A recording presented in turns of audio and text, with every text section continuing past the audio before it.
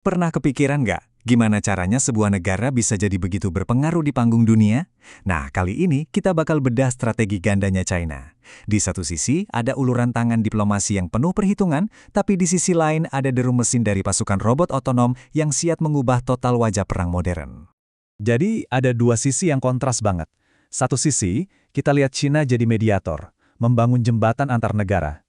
Sisi lainnya, mereka jadi inovator, membangun benteng teknologi militer yang canggih. Kelihatannya kan bertolak belakang banget ya. Tapi ayo kita lihat gimana Cina di mecerdiknya memakai dua kartu ini untuk satu tujuan besar. Jadi kekuatan global. Oke, kita mulai dulu dari arena yang bisa dibilang paling rumit di dunia, politik Timur Tengah. Di sini, China nggak datang bawa kapal induk. Mereka justru datang dengan proposal perdamaian. Menempatkan diri mereka sebagai semacam wasit yang nggak disangka-sangka. Kutipan ini tuh bukan cuma omongan kosong diplomatik loh. Ini adalah inti dari strategi soft power ala Cina. Pesannya jelas, kami datang buat ngobrol, bukan buat konfrontasi. Sebuah pesan yang sengaja banget dibikin kedengaran beda dari pendekatan negara-negara barat pada umumnya. Dan ini beneran kejadian, bukan cuma wacana. Coba lihat polanya deh. Dimulai dari terobosan bersejarah antara Arab Saudi dan Iran di tahun 2023, terus berlanjut sampai dukungan terbaru di tahun 2026. Ini bukan langkah acak loh, ini tuh strategi jangka panjang yang disusun rapi, satu persatu. Nah, disinilah letak bedanya yang paling mendasar. Kalau Barat seringkali datang dengan aliansi militer dan ancaman sanksi, China justru datang dengan proyek infrastruktur raksasa dan janji netralitas. Mereka nawarin pembangunan ekonomi, bukan payung keamanan. Pendekatan kayak gini jelas menarik banget buat banyak negara. Tapi, di saat yang sama, China lagi jabat tangan di Timur Tengah. Di lab-lab militer mereka, sesuatu yang sama sekali berbeda sedang dikerjakan. Sekarang, ayo kita pindah ke sisi lain dari kekuatan China. Sebuah revolusi robot militer yang dirancang untuk menulis ulang aturan main peperangan.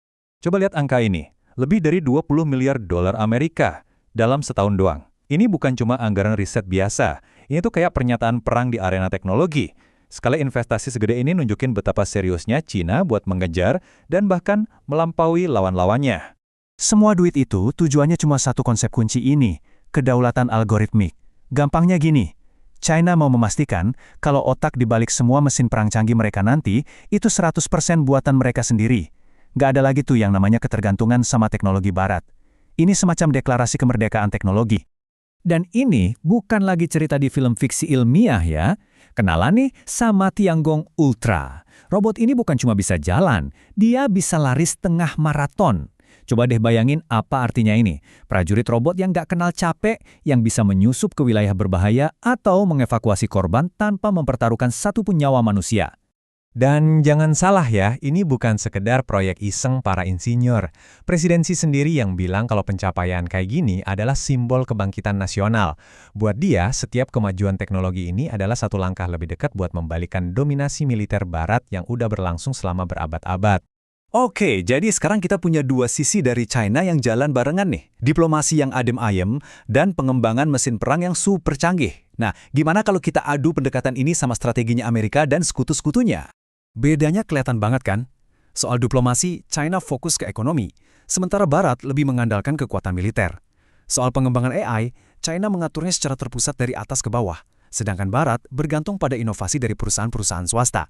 Ini bukan cuma soal taktik loh, ini udah benturan dua filosofi yang beda banget tentang cara dunia seharusnya berjalan.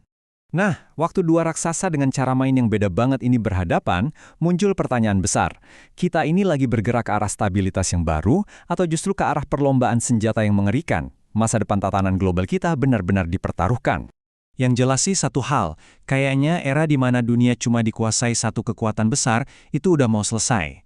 Dengan China yang sekarang bisa jadi penengah perdamaian sekaligus inovator militer, kita sedang masuk ke dunia multipolar. Dunia yang jauh lebih kompleks dan, jujur aja, lebih susah ditebak. Jadi, ada dua kemungkinan besar nih di depan kita. Di satu sisi, diplomasi China bisa aja meredakan konflik dan bawa stabilitas. Tapi di sisi lain, kemajuan militernya yang ngebut banget bisa memicu perlombaan senjata global baru yang didominasi AI dan robot. Jadi, damai atau perang, sekarang dua-duanya jadi kemungkinan yang sangat nyata. Dan semua ini membawa kita ke pertanyaan terakhir yang paling penting. Saat Cina melangkah maju dengan tawaran damai di satu tangan dan pasukan robot di tangan yang lain, dunia ini harus nentuin sikap. Bagaimana kita semua harus meresponsnya? Jawaban dari pertanyaan itu bakal membentuk dunia yang kita tinggali untuk generasi-generasi yang akan datang.